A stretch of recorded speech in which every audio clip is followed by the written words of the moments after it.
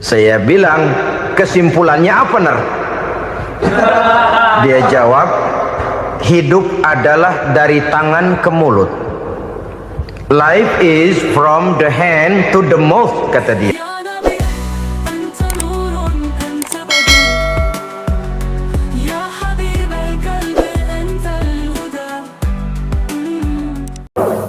Dari sekian banyak harta yang diberikan Allah, berapa yang akan kita bawa pulang menghadapnya nanti, yang kita belanjakan di jalan Allah. Ini sebuah potret kehidupan. Karena itu kita kembali kepada la haula wa la quwata illa billah. Kita wajib berusaha, kita wajib berikhtiar. Selebihnya segala daya dan kekuatan hanya milik Allah saja semata-mata. Satu kesadaran batin dari setiap pribadi muslim. Setelah ia berusaha dan berikhtiar, ia menyerahkannya kepada Allah Subhanahu wa ta'ala. Jadi, satu sisi ini merupakan wiridan ucapan yang mengandung pahala. Pada sisi lain, ini merupakan sikap batin dari seorang muslim di dalam ia menghadapi realitas kehidupan ini.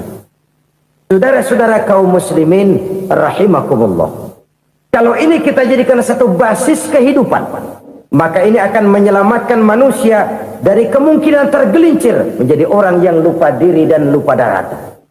Sebab itu Imamul Ghazali berpesan, jadidis safinah fa innal bahra amiq wa khuziz zad fa inna safara ba'id wa khaffifil hamla fa innal hamla sadid. Perbarui selalu kapalmu karena lautan sangat dalam. Bawa bekal yang banyak karena perjalanan ini sangat jauh. Ringankan beban karena kebanyakan beban akan menyakitkan. Alangkah indah kalimat ini, alangkah dalam makna yang terkandung di sana. Perbarui selalu kapalmu karena lautan sangat dalam. Apa artinya ini? Jaga mentalmu baik-baik. Pelihara imanmu baik-baik karena hidup penuh cobaan seperti lautan. Kita kalau berlayar di lautan kan kadang-kadang tenang, angin bertiup sepoi-sepoi basah.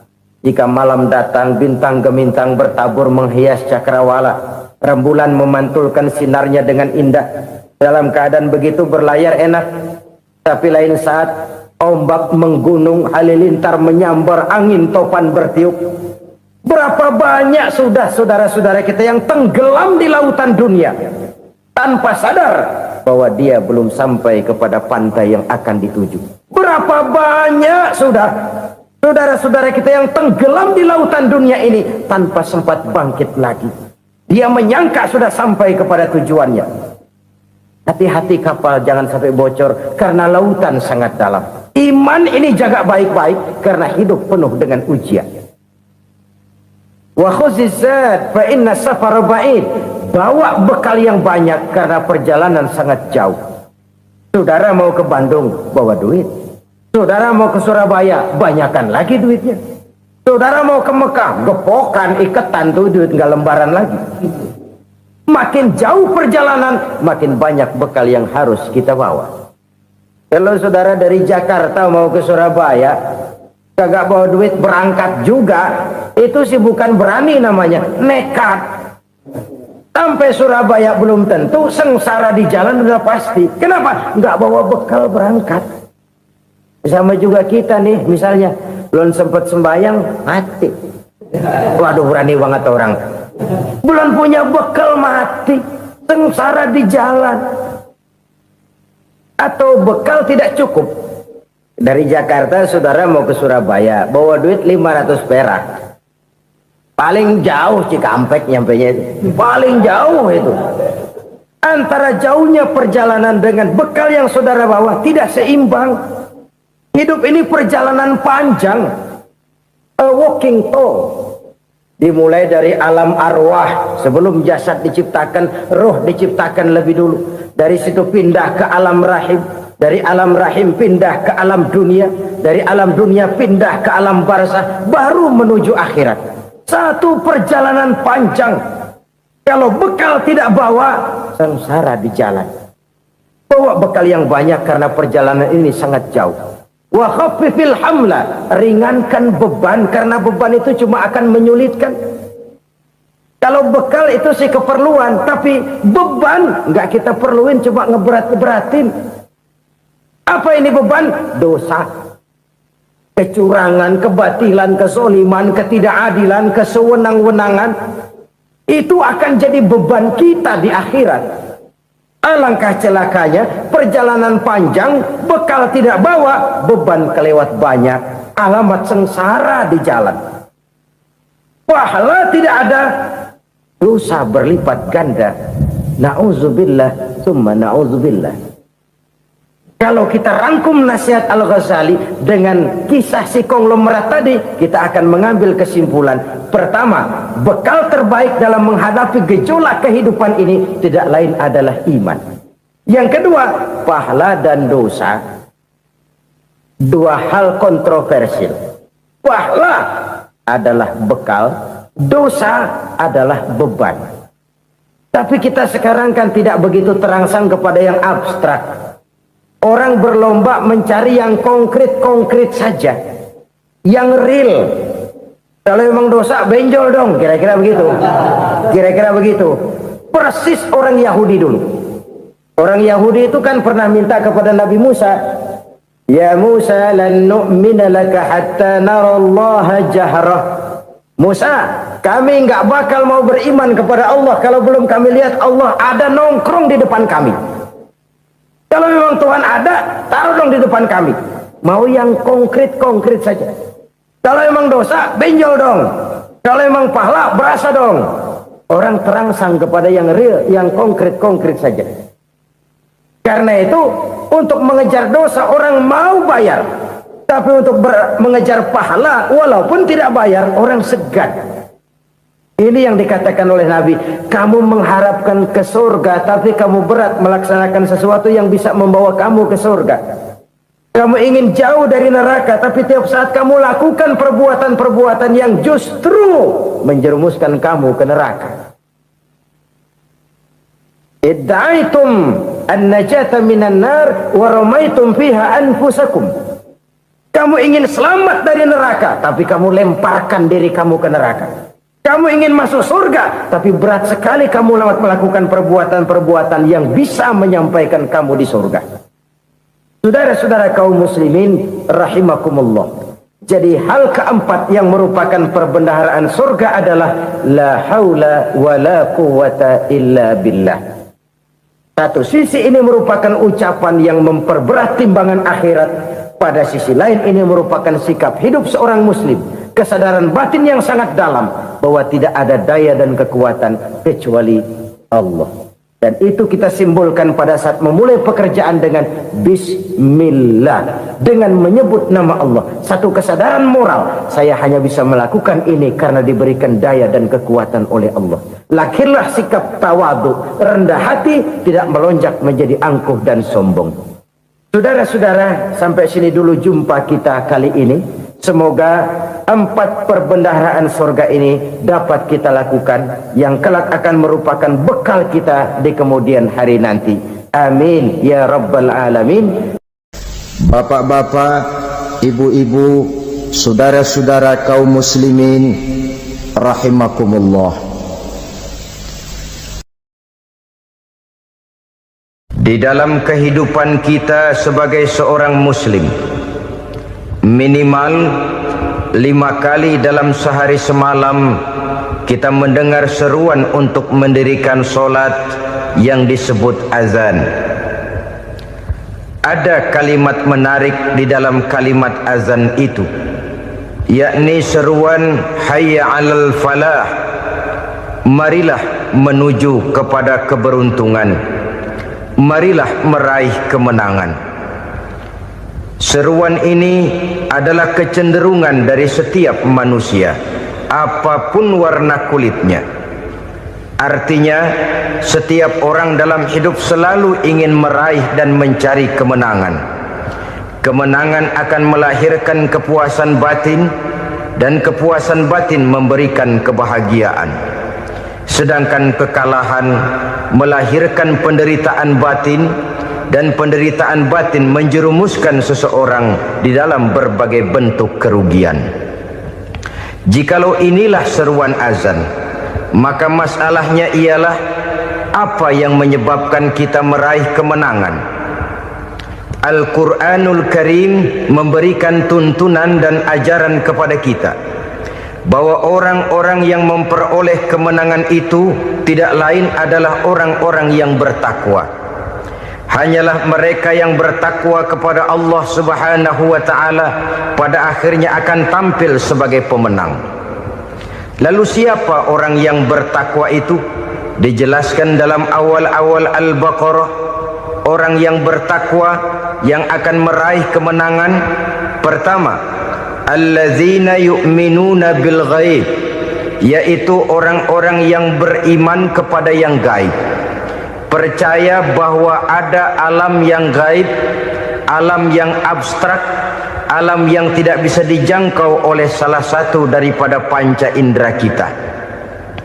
Mereka percaya dan beriman kepada adanya malaikat, beriman kepada adanya iblis dan jin, beriman kepada adanya alam kubur, beriman kepada adanya alam mahsyar, beriman kepada adanya alam akhirat, beriman kepada adanya surga dan neraka. Beriman bukan cuma sekedar beriman dalam ucapan bibir saja, tetapi beriman yang nilai iman itu mampu mewarnai gerak dan gaya hidupnya. Iman yang meresap sampai ke tulang sumsum, kemudian memberikan dampak positif di dalam kehidupan manusia. Alam, kita tahu, adalah sesuatu yang selain Allah, dan Allah bukanlah alam. Apapun namanya selain daripada Allah, itu adalah alam. Alam pada hakikatnya terbagi menjadi dua. Ada alam syahadah, alam nyata, alam konkret, alam yang bisa dijangkau oleh salah satu indera kita.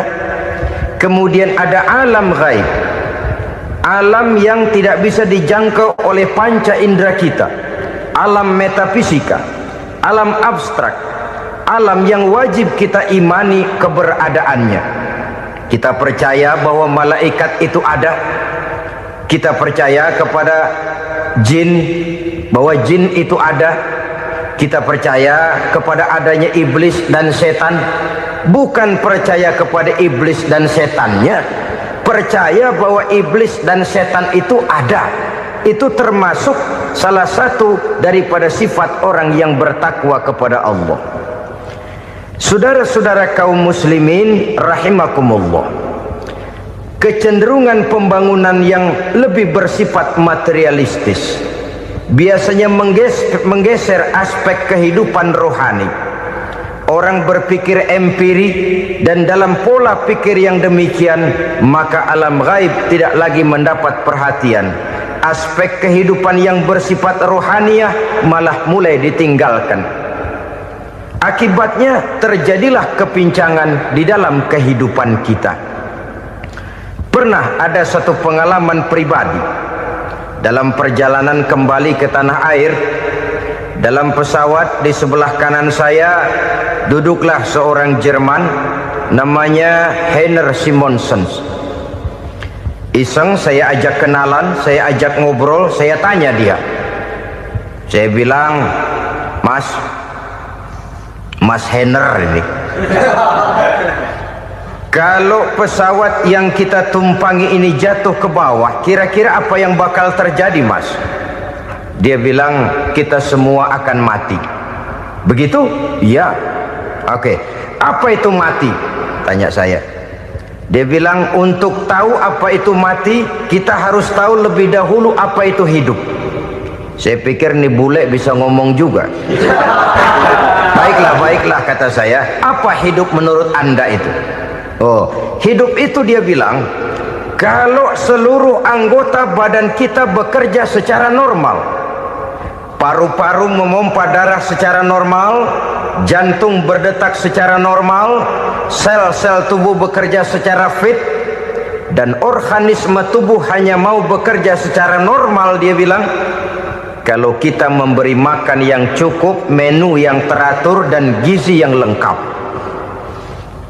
Saya bilang, kesimpulannya apa, Ner? Dia jawab, hidup adalah dari tangan ke mulut. Life is from the hand to the mouth, kata dia. Hidup adalah dari tangan ke mulut. Jadi masalah hidup tidak lebih daripada masalah isi perut. Orang pergi pagi, pulang sore, peras keringat, banting tulang, perut yang dibelain. Saya bilang, you are wrong. Sampean salah, ner. Kamu orang Islam bukan? Bukan. Pantas. Kenapa saya salah? Dia bilang, ya jelas salah. Salahnya di mana? Kamu ini manusia. Kalau hidup cuma dari tangan ke mulut, saya bilang, kambing di kampung saya juga begitu pikirannya, ner. Itu kambing di kampung saya, asal perutnya kenyang, sudah hidup dia. Perkara besok bagaimana, lusa prospeknya macam mana, bulan depan ada apa, kambing nggak pernah mikir. Di kampung saya kambing juga pikirannya begitu. Kamu Kristen ya? Tadinya. Loh kok tadinya, lalu apa sekarang kamu ini? Dia bilang, sekarang saya netral. Saya tidak beragama, tapi saya percaya kepada Tuhan sebagai pencipta alam. Saya ingat benar dia bilang, I haven't any religious, but I believe to God as the creator of the world. Kenapa bisa netral begitu, ner? Habis saya bingung, katanya. Islam bilang Islam baik, Kristen bilang Kristen baik, Hindu Buddha bilang Hindu Buddha baik, semua agama baik. Saya netral sekalian, nggak beragama. Yang penting saya percaya kepada Tuhan.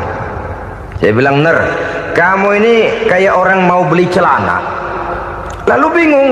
Yang satu bilang Levi's bagus, yang satu bilang Blue Jean hebat, yang satu bilang Wool England hebat. Celana ini hebat, celana itu bagus, celana ini hebat. Semua celana bagus, kamu bingung. Akhirnya netral, tidak pakai celana. Itu juga salah. Saya pikir-pikir, kemudian saya melihat bahwa dua pola berpikir Henner ini nampaknya sudah mulai menggejala di lingkungan masyarakat bangsa kita. Disadari atau tidak, secara jujur kita harus berkata, dua pola pemikiran Henner ini mulai berkembang di tengah masyarakat bangsa kita. Pertama, pola pikir materialisme. Hidup adalah dari tangan ke mulut. Masalah hidup tidak lebih masalah isi perut. Itu yang perlu dibela, dan disitulah arti kehidupan. Pergi pagi, pulang sore, peras keringat, banting tulang untuk mempertahankan perut. Kalau sudah kemari cara orang berpikir, maka buat apa percaya kepada yang gaib? Untuk apa sholat? Untuk apa puasa? Untuk apa zakat? Untuk apa menghadiri majelis taklim? Tanpa kepercayaan kepada yang gaib, hidup berjalan menurut alur empiris dan materialis. Kalau sudah ke sana cara orang berpikir, biasanya orang lalu cenderung menghalalkan segala cara.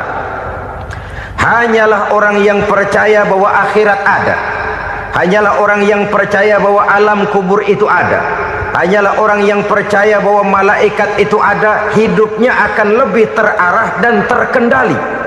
Karena kepercayaan kepada yang gaib, yang merupakan fase daripada kehidupan setelah hidup yang sekarang ini, mewarnai gerak pribadi seseorang di dalam dia melakukan kegiatan hidupnya. Pola berpikir materialisme, disadari atau tidak, mulai menggejala di lingkungan masyarakat bangsa kita.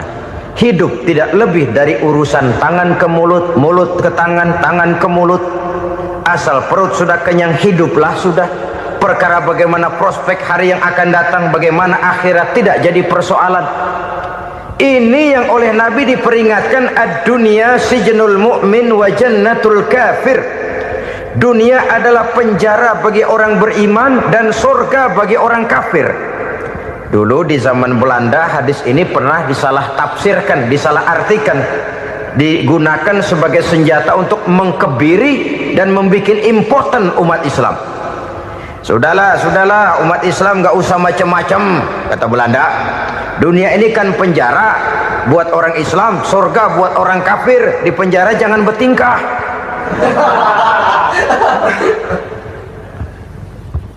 Pengertiannya tidak begitu. Dunia adalah penjara bagi orang mukmin. Artinya dalam kehidupan dunia seorang mukmin tidak bebas memperturutkan hawa nafsunya. Di penjara hawa nafsunya itu. Sebaliknya surga bagi orang-orang kafir. Buat orang kafir surgalah dunia ini. Mereka bebas memperturutkan hawa nafsunya. Dilarang tidak terlarang, dicegah pun tidak tercegah. Mereka hidup menurut alur bisikan nafsu mereka sendiri. Kemudian bila ajal datang, maut merenggut nyawa, selesailah surganya sampai di situ. Maka bagi orang-orang yang tidak percaya kepada adanya akhirat, kepada adanya alam gaib, surganya sebatas umurnya. Sekali lagi, surganya sebatas umurnya.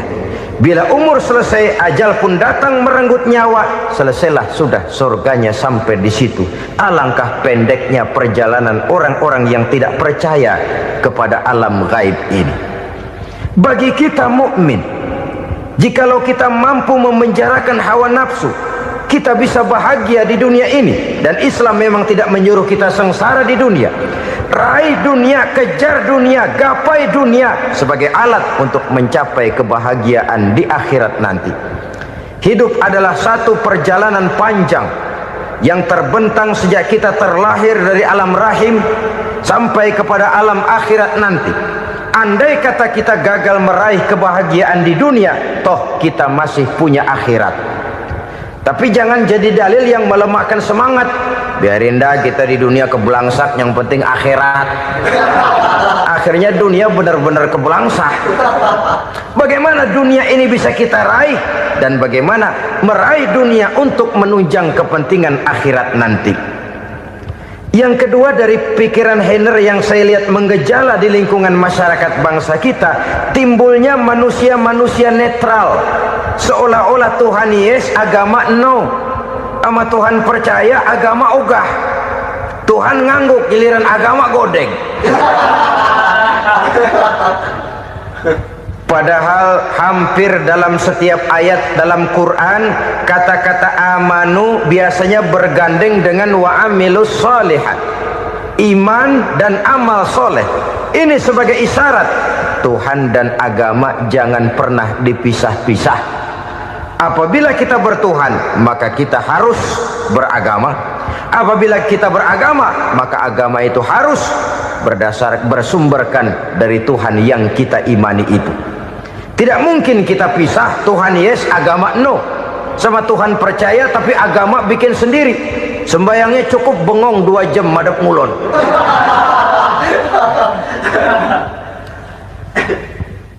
Saudara-saudara kaum muslimin rahimakumullah. Jadi dengan demikian, agama yang kita akui merupakan unsur mutlak di dalam pembangunan sekarang ini, merupakan bagian dari kehidupan yang menuntun kita bahwa di balik alam nyata ini, di balik alam syahadah ini ada alam gaib. Dan mudabbir, murabbi, yang mengatur, yang menguasai, yang memelihara baik dia alam nyata, baik dia alam gaib, tidak lain adalah Allah Subhanahu wa ta'ala. Di sana ada satu super power, satu maha kekuatan yang kita perlu bersandar kepadanya. Sebagai makhluk nyata yang hidup di alam nyata, berbuatlah secara nyata sebagaimana harusnya kita berbuat. Karena Islam jelas bukan agamanya orang pemalas. Islam jelas bukan agamanya orang yang mengajarkan setelah selesai sholat boleh duduk, nggelenggem ayam-ayam, ndelohom, menghitung bintang di langit sambil menunggu keajaiban. Tidak. Islam adalah agama yang mengajarkan apabila sholat sudah selesai kamu kerjakan, bertebaranlah di permukaan bumi, cari karunia Tuhanmu. Jangan hidup berpangku tangan menunggu keajaiban. Karena hidup bukan undian. Jangan berharap untung besar tanpa mau peras keringat. Tapi di sebalik itu toh kita juga harus yakin bahwa di sisi usaha nyata yang kita lakukan ada satu super power, satu maha kekuatan gaib yang menentukan berhasil dan tidaknya usaha kita. Kepercayaan kepada hal semacam inilah yang mendorong kita untuk mempunyai sandaran vertikal agar jikalau usaha ini berhasil, kita tidak lupa diri dan lupa daratan. Jikalau usaha ini gagal, kita tidak putus asa dan buruk sangka, tidak cupik pandangan dan sempit hati, tapi mampu melihat persoalan dengan kacamata putih sambil husnuzon kepada Allah subhanahu wa ta'ala. Kita percaya malaikat itu ada yang namanya raqib dan atid, mengawasi gerak hidup kita sampai kepada gerak hati kita. Ini memberikan sugesti agar kita berhati-hati, tidak sejengkal tanah pun kita bisa berlindung dari pengawasan raqib dan atid. Ada munkar nakir yang akan menyoal kita di alam kubur. Ada malaikat Malik, penjaga neraka. Ada malaikat Ridwan yang menjaga surga. Kita percaya kepada adanya jin, kita percaya kepada adanya setan, iblis. Percaya kepada adanya, bukan mempercayai si setan, si iblis lalu menjadikannya sebagai teman. Tidak. Percaya bahwa mereka itu ada dan merupakan makhluk Allah yang gaib, yang diciptakan Allah Azza wa Jalla. Kepercayaan kepada alam gaib memberikan motivasi terhadap gerak lahir manusia, sehingga dengan motivasi kepercayaan kepada yang gaib, gerak lahir jadi lebih terarah, jadi lebih terpelihara. Pernah seseorang bertanya, "Pak, apakah adanya akhirat bisa dibuktikan secara ilmiah?" Saya bilang tidak bisa, tidak bisa. Kenapa? Karena yang berangkat nggak pernah pulang kembali lagi. Kalau dia pulang kemari bisa kita tanya bagaimana enak di sono. Cuma secara moral saya katakan, lebih beruntung orang yang percaya kepada akhirat daripada yang tidak. Sekarang saudara percaya akhirat ada, lalu saudara baik-baik di dunia, sholat, puasa, zakat, menolong orang lain, menebarkan kebajikan. Saudara mati, andai kata akhirat tidak ada, toh dalam hidup saudara sudah berbuat baik, paling tidak nama saudara akan dikenang sebagai orang baik.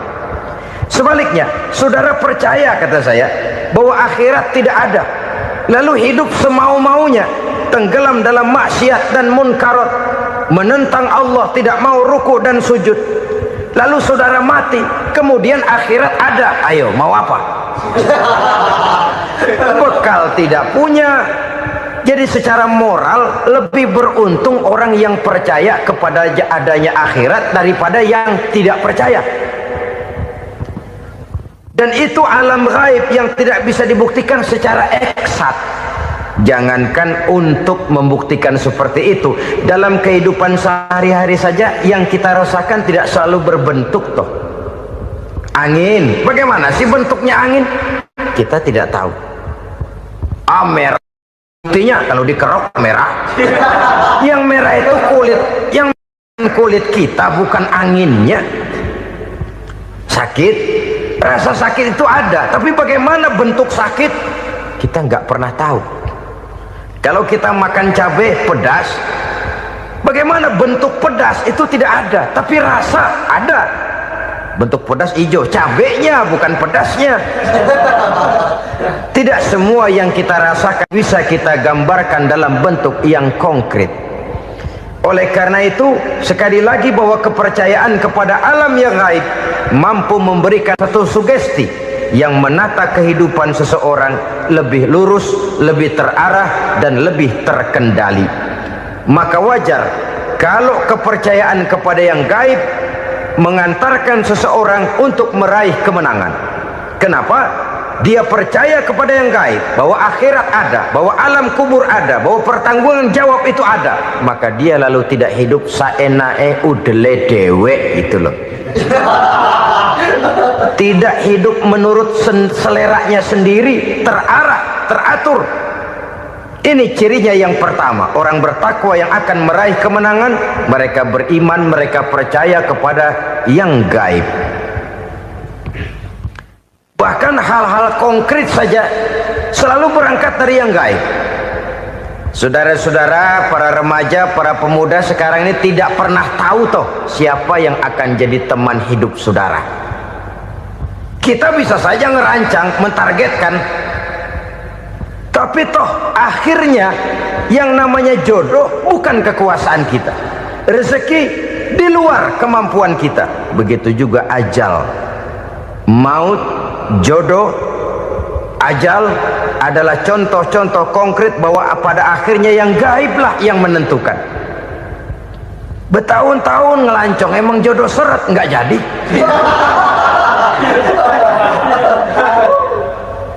Begitu kenal baru setengah malam nginep ditangkap hansip kan. Hal-hal semacam itu kadang-kadang kita berpikir suuzon, gilet, perempuannya cakep banget, lakinya rebek amat. Memang begitulah jodohnya. Memang begitulah jodohnya. Saudara hadirin ma'asyiral muslimin yang saya hormati, jadi hal-hal yang konkret saja kita yakini sepenuhnya ditentukan oleh satu superpower yang gaib itu tadi. Dari sanalah segala ketentuan itu berangkat dan kesanalah segalanya akan kembali. Maka kepercayaan kepada yang gaib meluruskan gerak hidup seseorang dan itu akan mengantarkan dia kepada meraih kemenangan. Satu. Yang kedua, wa yuqimuna shalah. Orang bertakwa yang akan meraih kemenangan itu adalah orang-orang yang mendirikan sholat. Kenapa sholat mengantarkan orang untuk meraih kemenangan? Yang jelas, inna sholata tanha anil fahsya'i wal munkar. Sholat mampu mencegah manusia dari perbuatan keji dan munkar. Banyak filsafat hidup yang terkandung di dalam sholat ini. Sejak kita wudhu sampai kita menghadap ke arah kiblat, sampai kita melakukan gerak-gerak sholat, bacaan-bacaan yang ada di dalam sholat, lalu sampai kepada mengucapkan salam. Banyak filsafat hidup yang terkandung di dalam sholat. Umpamanya saja, setelah takbiratul ihram mulai kita dengan sholat dalam posisi berdiri, diajarkan dalam kitab-kitab fikih agar kita melihat ke arah tempat sujud. Ini kan filsafat kehidupan. Kalau kamu sholat dalam posisi berdiri, lihat tempat sujud. Jangan sholat mata jelalatan, sebab nanti bisa mengurangi kekhusyuan. Jadi wajar kalau yang dikatakan bahwa yang paling afdol adalah shaf yang di depan. Kenapa? Secara harfiah pengertiannya akan lebih mengundang kekhusyuan. Kenapa? Kalau kita di shaf paling depan di masjid umpamanya paling banter kita lihat tembok. Tapi kalau kita shaf di tengah atau di belakang, orang-orang di depan kita pun akan kelihatan. Yang bajunya loreng, yang bajunya genggang, yang bajunya macam-macam. Kita lihat, kadang-kadang kita pikirin, ada yang bajunya bolong. Kita sholat tapi dalam hati, nih orang bajunya robek yang nggak tahu apa. Ada saja hal-hal yang mengusik kekhusyuan kita. Oleh sebab itu diajarkan dalam posisi berdiri, lihat, arahkan pandangan matamu kepada tempat sujud. Ini kan filsafat kehidupan. Maksudnya apa? Kalau lagi diri lihat dong tempat sujud. Kalau udah di atas ingat dong sama yang bawah. Kalau sudah tinggi ingat dong dari mana kamu berangkat. Kalau sudah berkuasa bantu dong yang lemah. Kalau sudah kaya santuni dong yang miskin. Kalau sudah alim bimbing dong yang awam. Ini filsafat kehidupan. Dalam posisi berdiri kau lihat tempat sujud. Ini akan melahirkan kepekaan sosial di mana seseorang mau tahu kepada orang lainnya. Bagaimanapun kaya kita, tinggi pangkat dan jabatan kita, jikalau hidup hanya untuk kepentingan perut sendiri saja, rasanya belum membawa manfaat di dalam kehidupan kita. Tapi efek yang tertinggi sesungguhnya, sholat mencegah manusia dari perbuatan keji dan munkar. Perbuatan keji dan munkar walaupun kelihatannya mendatangkan uang, membawa keuntungan, tapi itu keuntungan semu, keuntungan sementara. Dengan menipu orang lain kita bisa dapat untung, tapi tidak membawa berkah, dan itu adalah kerugian besar dalam kehidupan kita. Maka untuk meraih kemenangan harus dimulai dengan membentuk kepribadian yang tegar, memiliki sandaran vertikal yang langsung kepada Allah Subhanahu wa ta'ala, dan itu hanya bisa kita tempuh melalui jalur ibadah formal yang sudah ditentukan Allah, yakni solat yang 5 waktu. Untuk memperkuat itu ada solat-solat sunnah, rawatib, nawafil sebagai terminal kontrol cadangan untuk memelihara stabilitas temperatur batin di dalam kita berhubungan dengan zat yang maha gaib, yaitu Allah Subhanahu wa ta'ala. Orang sering bertanya, Pak, itu tetangga saya nggak sholat, duitnya nggak habis-habis, Pak. Nggak sholat tapi mobilnya tambah terus, nggak sholat tapi usahanya makin maju. Tapi di sisi lain ada orang yang rajin sholat, rezekinya butak bener, anaknya mana kurus, mana korengan. Saudara hadirin ma'asyiral muslimin rahimakumullah, harus saya katakan bahwa solat memang bukan untuk cari duit. Solat adalah sandaran vertikal kita kepada Allah. Sedangkan soal rezeki itu berkaitan dengan sifat Allah maha pengasih dan maha penyayang. Allah maha pengasih, siapapun dikasih kalau mau usaha. Allah maha penyayang, tidak semua orang disayang oleh Allah Azza wa Jalla. Dan belum tentu banyak harta itu merupakan nikmat, mungkin juga istidraj. Artinya istidraj itu dikasih tapi diambulin, kalau bahasa Betawinya itu. Dikasih tapi diambulin, itu bukan merupakan nikmat sesungguhnya, lebih merupakan azab dari Allah Subhanahu wa ta'ala.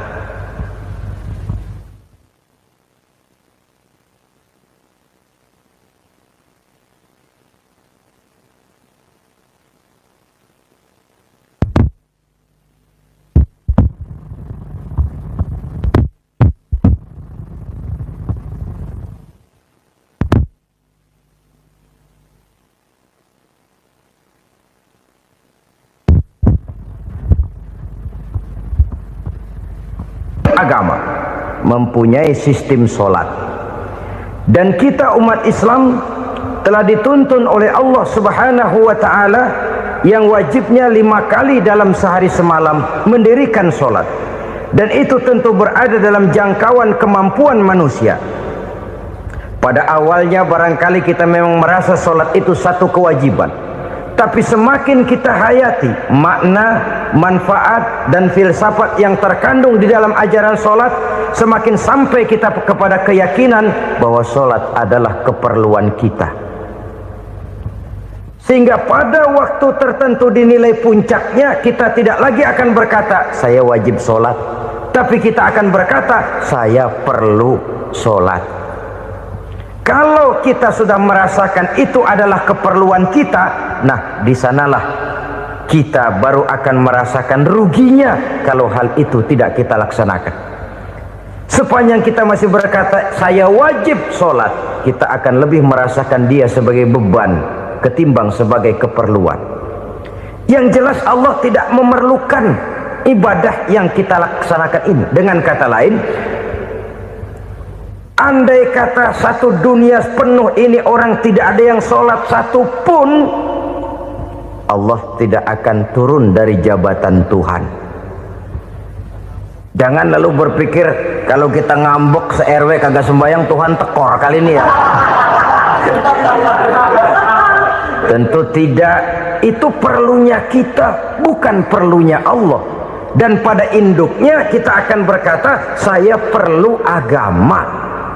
Kalau secara induk kita sudah memerlukan agama, maka konsep-konsep yang ada di dalam ajaran agama itu pun adalah juga merupakan keperluan kita. Baik dia bernama sholat, baik dia bernama puasa, baik dia bernama zakat, baik dia bernama haji, seluruhnya adalah keperluan kita.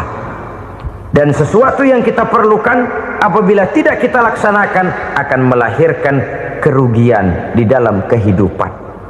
Jangan heran kalau kita membaca riwayat perjalanan hidup para salafus soleh, orang-orang soleh. Ada yang tahajud sampai 100 rakaat, ada yang sholat malam kakinya sampai bengkak, Kita sekalinya bengkak biri-biri. Ada yang sholat membaca surah dalam Al-Quran sampai khotam Quran. Kok mau? Mereka sudah merasakan itu keperluan. Itu saja soalnya. Satu saat pun jikalau kita merasa bahwa itu keperluan saya, kita pun akan melaksanakan seperti itu. Keperluan saya dalam kehidupan. Inilah yang kedua. Yang ketiga, orang bertakwa yang akan meraih kemenangan itu, wa mimma razaqnahum yunfikun. Mereka membelanjakan sebagian daripada rezeki yang diberikan Allah kepada mereka. Mereka infakkan di jalan Allah. Ada satu dialog menarik. Satu hari seorang anak muda bertemu dengan seorang kakek-kakek yang sudah dikenalnya baik. Bertanyalah anak muda ini, "Kek, umur kakek berapa tahun?" 15 tahun, kata si kakek. "Anak kakek berapa orang?" 1. "Harta kakek berapa banyak?" 15 juta. Si anak muda ini bengong, lalu protes, "Kok kakek bohongin saya?" "Kenapa?" "Saya tahu umur kakek 70 tahun. Kenapa ngaku 15? Saya tahu anak kakek 5. Kenapa bilang 1? Saya tahu kakek miliuner, miliaran uang kakek. Kenapa ngaku cuma 15 juta? Begini, kata si kakek tadi. Benar, umur saya 70 tahun. Tapi dari umur yang 70 tahun itu baru 15 tahun terakhir ini saya merasakan ibadah kepada Allah. Meninggalkan maksiat, jauh dari segala macam munkarat. Maka yang 15 tahun inilah yang benar-benar saya rasakan sebagai umur saya. Benar anak saya 5, tapi yang 4 susah diatur. Cuman 1 rasanya nih yang bakal jadi si buah hati belahan jantung pelanjut cerita penerus sejarah. Cuma 1 ini yang saya harapkan, yang akan jadi anak soleh, yang akan membuat saya menerima pensiunan pahala. Kalau yang 4 apek dah, nggak ada harapan. Yang 1 nyekek botol melulu. Oh begitu, iya. Lalu kenapa kakek bilang harta kakek cuma 15 juta padahal saya tahu kakek uangnya miliaran, depositonya banyak? Ya karena 15 juta itulah yang saya ingat yang pernah saya belanjakan di jalan Allah. Saya merasa itulah harta saya yang sebenarnya. Yang miliaran yang saya simpan di bank kelak kalau satu saat saya mati akan jadi rebutan di antara anak-anak saya. Iya kalau anak saya soleh kayak yang 1 ini. Kalau yang 4 tadi udah tulen dia bakal berantem dah berebut tuh. Jadi 15 juta yang saya belanjakan di jalan Allah inilah yang saya merasakan benar-benar harta saya yang sesungguhnya. Dialog ini patut menjadi bahan renungan kita bersama. Diberikan kita umur 40, 50, 60, 70, 80. Berapa tahun dari umur yang diberikan itu yang jalan mulus, yang kita gunakan untuk melaksanakan ibadah? Banyak harta kita simpan di bank, di lemari, di dompet, di tas. Tapi berapa yang sudah kita depositokan di jalan Allah yang akan menemani kita di hari kita kembali nanti? Maka orang bertakwa yang akan meraih kemenangan, wa mimma razaqnahum yunfikun, mereka membelanjakan sebagian dari rezeki yang diberikan Allah di jalan Allah subhanahu wa ta'ala. Ma'asyiral muslimin rahimakumullah, zahirnya memang kita memberikan kepada orang lain, tapi hakikatnya kita menyimpan untuk diri kita sendiri. Kita memberikan kepada yatim piatu 25.000. Zahirnya kita memberikan si yatim, hakikatnya kan kita cuma nyimpan. Saya berikan, titip kepadamu, ini untuk saya di akhirat. Kau boleh belikan baju, kau boleh belikan untukmu makan, kau boleh bayarkan sekolahmu. Ini untuk saya. Hakikatnya kita nyumbang masjid 1 juta, zahirnya kita berikan kepada panitia masjid, tapi hakikatnya kan cuma titip 1 juta ya untuk saya di alam kubur nanti. Silahkan kau boleh belikan semen, ini uang, belikan besi, belikan pasir. saya cuma sekedar titip untuk kepentingan saya. Hakikatnya kita cuma sekedar menitip. Sebagaimanapun pada hakikatnya, apapun yang kita miliki dalam kehidupan kan cuma sekedar hak guna pakai, bukan hak milik mutlak. Harta kita, rumah kita, kendaraan kita, kebun kita, pabrik kita, hak guna pakai saja. Hak milik mutlak cuma untuk Allah Subhanahu wa ta'ala. Saudara-saudara kaum muslimin rahimakumullah, ini yang ketiga. Kemudian yang keempat, orang-orang bertakwa yang akan meraih kemenangan, allazina yu'minuna bima unzila ilaika, mereka yang beriman, mereka yang percaya kepada apa yang telah diturunkan kepadamu Muhammad, ay Al-Quran, yakni Al-Quranul Karim. Setelah percaya kepada yang gaib, mendirikan solat, kemudian menginfakkan sebagian dari rezeki yang diberikan Allah, mereka juga lalu percaya kepada yang diturunkan terhadap Nabi, yaitu tidak lain Al-Quranul Karim. Sekali lagi di sini, percaya bukan hanya sekedar percaya saja, tetapi percaya lalu menjadikan Al-Quran itu sebagai pedoman hidup. Sebab memang Al-Quran itu adalah GBHM, garis-garis besar haluan muslim. Apa yang harus kita lakukan, apa yang harus tidak kita lakukan, bagaimana mestinya kita bertingkah laku dan berbuat, seluruhnya tercantum di dalam Al-Quranul Karim. Itu sebabnya ketika satu hari Aisyah ditanya bagaimana akhlak Rasul, beliau menjawab, kana Rasulullah sallallahu alaihi wasallam khuluquhul Quran. Akhlak daripada Rasulullah tidak lain adalah Al-Quran. Jawaban simpel ini memberikan gambaran bahwa keseluruhan daripada konsepsi Quran sudah diterjemahkan dalam kehidupan Rasulullah sallallahu alaihi wasallam. Karena kita tahu akhlak adalah keseluruhan dari gerak hidup manusia. Sejak ia berpribadi, berumah tangga, bertetangga, bermasyarakat, sampai kepada berbangsa dan bernegara, Al-Quran tetap memberikan sentuhan nilainya. Oleh karenanya, orang-orang yang bertakwa adalah orang-orang yang menjadikan Al-Quran sebagai pedoman dalam kehidupannya. Dan kita yakini Al-Quran diturunkan kepada Nabi Muhammad bukan merupakan produk Nabi Muhammad. Isi dan redaksinya langsung dari Allah Subhanahu wa ta'ala. Kemudian cirinya yang kelima, orang bertakwa yang akan meraih kemenangan itu, wa ma unzila min qablika. Tidak hanya sekedar percaya kepada yang diturunkan terhadap Nabi Muhammad, yaitu Al-Quran, mereka juga percaya kepada apa yang pernah diturunkan kepada para nabi, kepada para rasul sebelum Nabi Muhammad.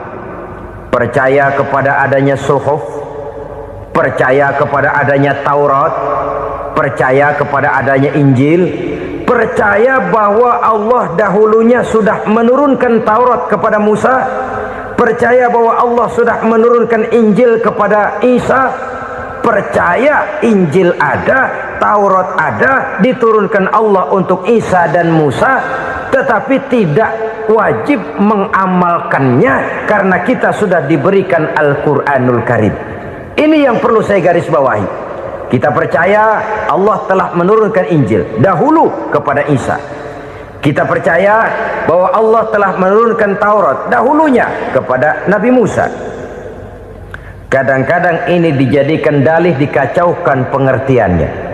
Quran saja mengajarkan bahwa orang yang bertakwa harus percaya kepada Injil, maka pakailah Injil. Apalagi kalau ayat sebelumnya ditilap, dihapus, dihilangkan, Injilnya yang ditekankan, maka akan terjadilah penekanan yang salah arah. Karena salah arah akhirnya bisa merusak dan menghancurkan akidah. Ketika Rasul suatu saat pernah ditanya orang, ya Rasul, bagaimana sikap kita sebagai muslim terhadap Injil yang ada sekarang? Beliau menjawab, la tukadzibuhu jami'an wa la tusaddiquhu jami'an. Jangan didustakan seluruhnya, jangan juga dibenarkan semuanya. Artinya ini sudah merupakan gambaran dari Rasul bahwa dalam Injil yang ada sekarang masih ada ajaran-ajaran tauhid yang dibawa oleh Nabi Isa dan diajarkan kepada umatnya. Tapi juga dalam Injil yang sekarang ini sudah terkena intervensi dan investasi manusiawi. Karena itu Rasul menyimpulkan, la tukadzibuhu jami'an wa la tusaddiquhu jami'an. Jangan didustakan semua, jangan dibenarkan seluruhnya. Kita memang percaya Allah telah menurunkan Injil kepada Nabi Isa dulu, tapi kita tidak wajib mengamalkan Injil. Kita percaya Allah telah menurunkan Taurat kepada Nabi Musa, tapi kita tidak wajib mengamalkan kitab ajaran Taurat. Yang wajib kita percayai dan kita amalkan hanyalah Al-Quranul Karim. Kenapa? Oleh karena baik yang ada di dalam Taurat, baik yang ada di dalam Injil, tentu tercakup di dalam Al-Quran sebagai kitab terakhir yang diturunkan oleh Allah Subhanahu wa Ta'ala. Dan itu wajar. Kalau seorang pejabat mau mengeluarkan satu keputusan baru, tentu dia harus meninjau keputusan-keputusan lama. Andai kata dianggap tidak berlaku, dianggap tidak relevan lagi, maka keputusan-keputusan lama itu tentu sudah dianggap tidak berlaku. Sebagian daripada aturan-aturan dalam keputusan lama yang masih dianggap relevan tercantum dalam keputusan baru yang wajib diamalkan. Begitulah hubungannya antara Al-Quran, Taurat, Zabur, dan Injil. 4 kitab samawi yang diturunkan Allah masing-masing kepada Zabur untuk Nabi Daud, Taurat untuk Nabi Musa, dan Injil untuk Nabi Isa alaihi wassalatu wassalam. Ketiga-tiga kitab itu kita percayai adanya. Kita yakini Allah telah menurunkan Zabur, Taurat, dan Injil, tapi kita tidak wajib mengamalkannya. Yang wajib kita mengamalkannya sekarang ini tidak lain hanyalah Al-Quranul Karim saja, karena ia mencakup apa yang ada di dalam Zabur, apa yang ada di dalam Taurat, dan apa yang ada di dalam Injil. Keotentikannya bisa dipertanggungjawabkan. Ya, tapi kan Nabi Muhammad sudah mati 14 abad yang lalu, dan di zaman beliau Al-Quran kan belum dikodifikasikan, belum ditulis. Bagaimana keotentikannya bisa dipertanggungjawabkan? Mudah saja. Allah berjanji, inna nahnu nazzalna dzikra wa inna lahu lahafizun. Kami yang menurunkan Al-Quran dan kami yang akan menjaga dan memeliharanya. Allah turunkan Quran, Allah menjaganya. Bagaimana cara Allah menjaga Al-Quran itu? Banyaknya orang-orang yang hafaz Al-Quran. Hafaz Al-Quran 30 juz, 114 surah, 6.666 ayat. Sehingga jangankan satu kata, jangankan satu ayat, satu kalimat saja berubah sudah akan timbul reaksi dan mudah dimengerti. Kenapa? Banyak orang-orang yang hafaz Al-Quran. Sedangkan pada setiap akhir tahun biasanya malaikat Jibril selalu mengadakan checking terhadap ayat-ayat yang diturunkan pada waktu itu. Di zaman Nabi sendiri sudah ada usaha kodifikasi. Dan yang lebih luar biasa lagi, sampai hari ini tidak seorang pun mampu membuat satu ayat saja semacam Al-Quran. Ke bahasa manapun dia diterjemahkan, naskah aslinya tetap ikut, rujukan dasarnya tetap ada. Berdasarkan itu maka tidak mungkin terjadi penyelewengan terhadap atau pemalsuan terhadap ayat-ayat Al-Quranul Karim. Kesuciannya, keotentikannya, kemurniannya bisa dipertanggungjawabkan. Ma'asyiral muslimin rahimakumullah. Oleh karenanya, konsepsi dasar daripada ajaran Islam ini memang tidak lain adalah Al-Quran dan Sunnah. Isi daripada agama Islam yang merupakan iman, Islam dan ihsan, konsepsi dasarnya tidak lain adalah Al-Quran dan sunnah Rasulullah Sallallahu Alaihi Wasallam. Maka yang kita perlukan sekarang ini adalah terjemahan Al-Quran di dalam kehidupan kita. Dengan demikian, maka gaya kehidupan yang lebih Qurani itulah yang kita dambakan. Kita perlu memang terjemahan Quran dalam bahasa Inggris, dalam bahasa Belanda, dalam bahasa Jepang, tapi yang lebih kita perlukan adalah terjemahan Quran di dalam kehidupan kita. Konsekuen, tidak memanipulasi, ringan sama kita jinjing, berat sama kita pikul. Jangan kalau lempengan ayat Quran tuh kira-kira enak diamalin, keras teriakan kita. Giliran kira-kira ayat Quran itu mukul kepala kita sendiri, diam kita. Itu ciri yang pernah disindir Allah dalam awal-awal Baqarah juga. Ciri beragamanya orang yang munafik. Kullama adha'a lahum masyawfih, kata Allah. Wa iza azlama alaihim qamu. Apabila terang mereka jalan, apabila gelap mereka berhenti. Artinya, kalau kira-kira di Islam nguntungin, rame-rame pada teriak Islam. Tapi ketika diminta untuk berjuang, ketika dituntut untuk berkorban, rame-rame mengundurkan diri. Nasib agama tidak ubahnya seperti daun pisang yang dikait orang di tepi jalan lantaran tak berpayung di ketika hari hujan. Manakala hujan usailah sudah, daun itu pun dicampakkan di tepi jalan, diinjak pula orang nan lalu. Artinya, orang menjadikan agama cuma sebagai lipstick, decoration only, tidak konsekuen. Hanya pada saat-saat kelihatannya Islam membawa keuntungan, rame-rame orang teriak-teriak tentang Islam. Tapi jikalau diminta berjuang, jikalau dituntut untuk berkorban, biasanya rame-rame juga mengundurkan diri. Jangan heran kalau mayoritas hitungan kita, tapi minoritas peranan kita. Kuantitas kita dalam jumlah, tapi dalam kualitas kita lebih sering jadi penonton daripada jadi pemain. Padahal itu sangat tidak boleh terjadi. Umat Islam di Indonesia harus bangkit. Umat Islam di Indonesia harus sadar akan keberadaannya. Tidak boleh hanya jadi penonton berpangku tangan, karena memang agama kita juga mengajarkan untuk konsekuen di dalam menjabarkan ajaran-ajaran daripada agama kita. Kita sering menjadi jatuh menjadi umat yang lemah oleh karena kita ini tidak pandai menggalang kebersamaan yang diakibatkan tidak konsekuennya kita. Diistilahkan bahwa umat Islam di dalam menggalang kebersamaannya itu harus seperti orang main sepak bola. Saudara-saudara kan tahu orang main sepak bola itu. Orang main sepak bola, kalau pertandingan belum dimulai sih silakan saja kumpul di luar lapangan, atur strategi yang baik. Tapi kalau pertandingan sudah dimulai, turun ke lapangan hijau, jangan kumpul terus.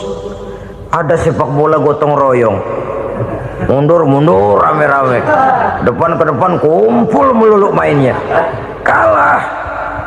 Orang main sepak bola itu ya harus ada penyerang tengah, harus ada penjaga gawang, harus ada strikernya, harus ada kiri luarnya, kanan dalamnya yang jadi backnya. Posisi boleh bermacam-macam, tapi yang penting saling ngoper untuk menggolkan gawang lawan. Begitulah umat Islam ini. Boleh ada yang jadi pejabat, boleh ada yang jadi pengusaha, boleh ada yang jadi petani, silakan ada yang jadi seniman, ada yang jadi penyair, ada yang jadi artis sekalipun. Tapi kalau sudah berhasil menguasai bola, jangan lupa operannya. Operan itu yang langka. Kita ini muslim kadang-kadang kalau sudah memegang menguasai bola, kalau belum mau mampus, belum mau ngoper. Nanti kalau sudah nggak punya bola, baru mau ngoper. Kalau sudah dengar-dengar mau dekat pensiun, baru mau jihad, baru mau berjuang, baru mau ngurus pesantren. Tanda tangan sudah tidak laku, memo sudah tidak dihargai, baru mau berjuang. Kemarin kemana mas? Kita tidak pandai memanfaatkan posisi. Dengan kata lain, kalau kembali kepada persoalan kita, konsekuensi kita terhadap agama yang kita anut ini belum ideal. Kita masih lebih sering berislam ini pada saat-saat yang menurut perhitungan kita membawa keuntungan. Tapi kalau diminta berjuang, dituntut berkorban, yang itu pun hakikatnya adalah untuk kepentingan kita juga. Allah tidak pernah menuntut kita untuk jihad bagi kepentingan Allah, itu tidak. Berjuang menegakkan agama Allah, apakah untuk kepentingan Allah? Tidak, untuk kepentingan kita. Sebab nilai-nilai jihad itu pada akhirnya akan membawa kita kepada satu kebahagiaan. Setidaknya kalau tidak di dunia, tentu di akhirat sebagai syahid. Oleh karena itu, pada bagian akhir ini saya ingin mengajak, marilah kita konsekuen. Sekali kita berkitabkan Al-Quranul Karim, mari dia kita jadikan pedoman.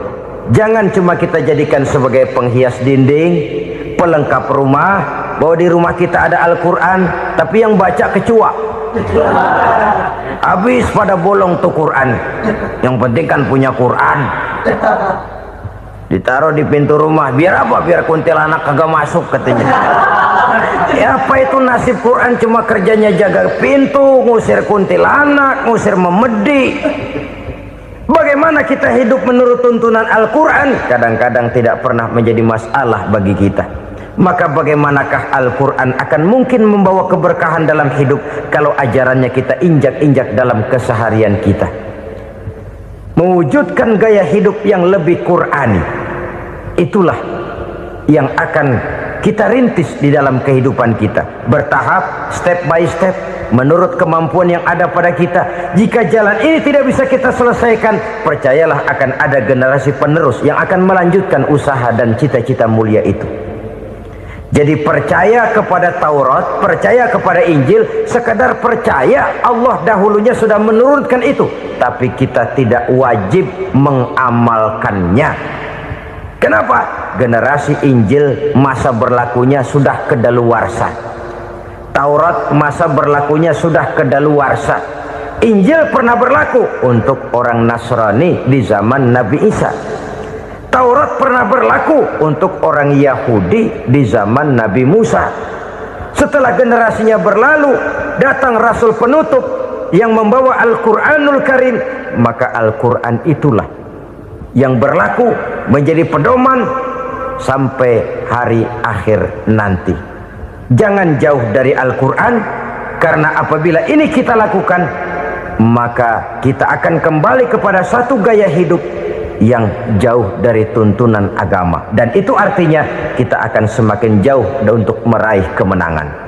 Saudara-saudara kaum muslimin rahimakumullah, yang keenam, yang terakhir, orang-orang bertakwa yang akan meraih kemenangan itu wabil akhirati hum yuqinun. Mereka percaya, mereka yakin seyakin-yakinnya akan adanya hari akhir, di mana seseorang akan mempertanggungjawabkan seluruh perbuatannya di dalam hidup ini, dan tidak ada satu perbuatan yang bagaimana kecilnya sekalipun yang tersembunyi dalam pandangan manusia yang tidak akan dibukakan persoalannya di mahkamah Qadi Rabbul Jalil di akhirat nanti. Itulah sebabnya maka percaya kepada akhirat disebut secara khusus. Padahal di awal tadi sudah dijelaskan yu'minuna bil ghaib, percaya kepada alam gaib, dan alam gaib ini termasuk akhirat. Kenapa pada bagian akhir disebut lagi akhirat? Karena ternyata bahwa kepercayaan kepada adanya akhirat merupakan induk dari kepercayaan terhadap adanya malaikat, setan, jin dan lain sebagainya, dan akan lebih memberikan sugesti dalam kehidupan manusia untuk meluruskan gerak hidupnya. Jikalau satu saat tergerak hati akan berbuat kejahatan, ingin mencuri, sadarlah, awas ada akhirat. Sebab kalau kita cuma teriak awas ada polisi, itu cuma tertunda sementara. Begitu polisi meleng, embat. Kalau kita ingin berbuat jahat cuma berteriak awas ada hansip, cuma sementara ketika hansip itu ada. Tapi kalau ceritanya awas ada akhirat, mau menyeleweng awas ada akhirat, mau berjudi awas ada akhirat, mau mencuri awas ada akhirat. Keyakinan yang akan meluruskan gerak hidup manusia sehingga gerak itu jadi lebih terarah dan terkontrol, tidak merugikan baik diri sendiri, lebih-lebih orang lain. Ternyata bahwa kepercayaan kepadanya adanya hari akhirat sanggup menjadi sumber daya kontrol dari kehidupan manusia, sehingga ia tidak terjebak dalam perbuatan maksiat dan munkarat. Saudara-saudara kaum muslimin, inilah saja yang kita bicarakan pada pertemuan kali ini. Semoga Allah subhanahu wa ta'ala memberikan kekuatan zahir dan batin kepada kita untuk dapat meraih kemenangan dengan beriman kepada yang gaib, mendirikan solat, membelanjakan sebagian dari rezeki yang diberikan Allah, percaya kepada Al-Quran, beriman kepada kitab-kitab yang diturunkan sebelum Al-Quran, lalu meyakini adanya hari akhirat. Apabila datang kematian menimpa seseorang, datanglah kiamat baginya. Itu yang disebut dengan kiamat kecil. Hakikatnya mati adalah perpindahan dari kehidupan di dunia ini menuju kehidupan di alam barzakh. Menunggu kita di alam barzakh sampai datangnya saat kiamat. Entah 10 tahun, entah 100 tahun, entah 1000 tahun, hanya Allah saja yang maha tahu. Adapun orang-orang beriman yang melakukan amal kebajikan dalam kehidupan di dunia ini, masa penantian yang lama di alam barzakh buat mereka sebentar saja. Tetapi bagi orang-orang kafir yang ingkar, yang tidak beriman kepada Allah, yang hidup di dunia cuma menumpuk-numpuk dosa, tentu